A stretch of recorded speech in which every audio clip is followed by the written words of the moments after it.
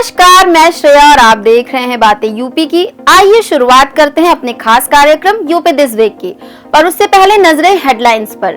NGT ने उत्तर प्रदेश में गंगा की बिगड़ती जल गुणवत्ता पर जताई गंभीर चिंता। सीवेज उपचार में बड़ी खामियों का हुआ खुलासा। लखनऊ में साइबर सुरक्षा कार्यशाला का हुआ आयोजन। सरकारी अधिकारियों के कौशल में वृद्धि पर दिया गया जोर। कानपुर का दामाद विवेक रामास्वामी बने अमेरिकी सरकार में मंत्री, शहर में खुशी की लहर। यूपी के हर जिले में 5000 से ज्यादा आबादी वाला एक गांव बनेगा सोलर मॉडल। घर घर लगेंगे रूफटॉप पैनल। आईआईटी बनाएगा स्मार्ट टीवी चार्जिंग स्टेशन। खराब होने से पहले देगा अलर्ट, कम होगा एनर्जी लॉस। दुश्मनों को तबाह करेगा आईआईटी कानपुर का कामकाजी ड्रोन। अमेरिका से 10 गुना बेहतर डिजाइन हुई तैयार। कानपुर से प्रयागराज तक साफ होगी गंगा की गंदगी। यूपी के 30 जिलों के लिए सरकार का बड़ा फैसला। और अब खबरें विस्तार से। राष्ट्रीय हरित अधिकरण यानी एनजीटी ने उत्तर प्रदेश में गंगा की जल गुणवत्ता की गिरावट पर चिंता जताई है। केंद्रीय प्रदूषण नियंत्रण बोर्ड की रिपोर्ट के अनुसार प्रयागराज में 128 मिलियन लीटर प्रतिदिन का सीवेज उपचार अंतर है। 25 अनुपचारित नाले सीधे गंगा और 15 यमुना में प्रवाहित हो रहे हैं। राज्य से 326 नालों में से 247 अनुपचारित अपशिष्ट जल छोड़ते हैं। एनजीटी ने मुख्य सचिव को शपथ पत्र प्रस्तुत कर प्रत्येक नाले और उपचार संयंत्र की स्थिति और समय सीमा बताने का निर्देश दिया है। सीपीसीबी की जांच में कई एसटीपी बंद या नियमों के विरुद्ध पाए गए। बता दें कि केंद्रीय प्रदूषण नियंत्रण बोर्ड एक वैधानिक संगठन है जिसका गठन वर्ष 1974 में जल प्रदूषण निवारण एवं नियंत्रण अधिनियम 1974 के तहत किया गया था। इलेक्ट्रॉनिक्स और सूचना प्रौद्योगिकी मंत्रालय के राष्ट्रीय ई गवर्नेंस प्रभाग ने उत्तर प्रदेश सरकार के सहयोग से लखनऊ में 2 दिवसीय साइबर सुरक्षा कार्यशाला आयोजित की। राज्य क्षमता निर्माण योजना के तहत ये कार्यक्रम मुख्य सूचना सुरक्षा अधिकारियों और उप सीआईएसओ को साइबर जोखिमों के प्रभावी प्रबंधन के लिए प्रशिक्षित करता है। कार्यशाला में डेटा सुरक्षा, एप्लीकेशन सुरक्षा और साइबर संकट प्रबंधन जैसे विषय शामिल थे।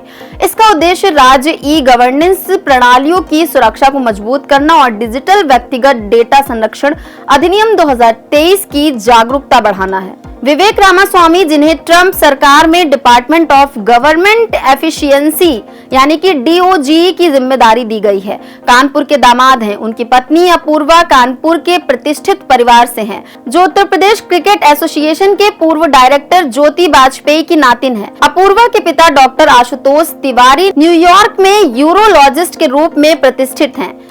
विवेक, जो युवाओं की आवाज माने जाते हैं, ने अपूर्वा से 2015 में शादी की थी। उनके मंत्री बनने से कानपुर वासियों में गर्व और खुशी की लहर दौड़ गई है। अब बढ़ते हैं अपनी अगली खबर की ओर।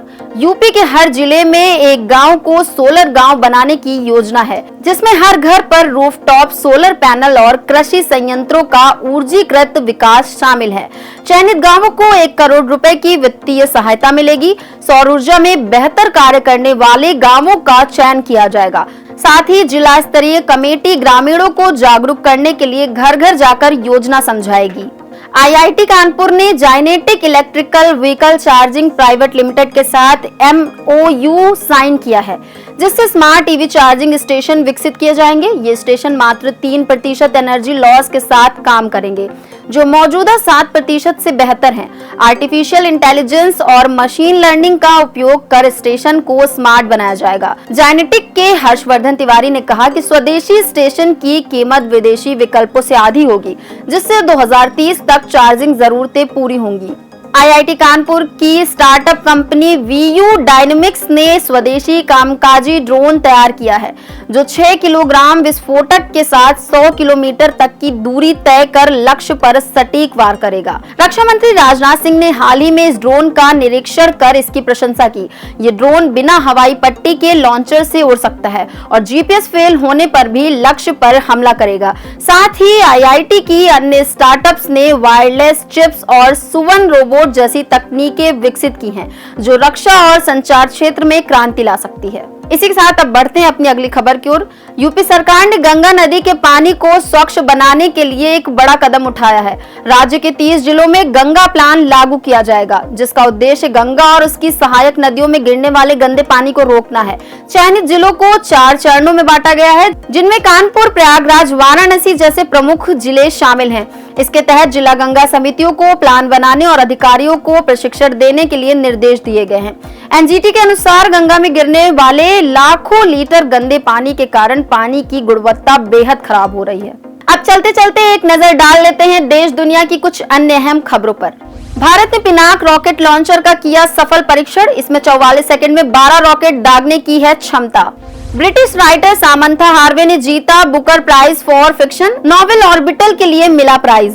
प्रधानमंत्री मोदी ने नई दिल्ली में पहले बोडोलैंड महोत्सव का किया उद्घाटन। समृद्ध भारत के लिए शांति और सद्भाव विषय पर आयोजित हुआ महोत्सव। भारत और रूस द्वारा पेंसिर वायु रक्षा प्रणालियों पर सहयोग के लिए समझौता ज्ञापन पर हुआ हस्ताक्षर। वायु रक्षा क्षमताओं को मजबूत करने के लिए हुआ समझौता। पहला यूएस इंडिया महासागर संवाद 14 नवंबर को हुआ आयोजित। पूरे हिंद प्रशांत क्षेत्र में सुरक्षा और समृद्धि को बढ़ावा देने के उपायों पर हुई चर्चा। तो बस आज के कार्यक्रम में इतना ही। कार्यक्रम में दी गई जानकारी आपको कैसी लगी, कमेंट बॉक्स में हमें जरूर बताएं। ऐसी ही खबरों के लिए देखते रहें और करते रहें बातें यूपी की। धन्यवाद।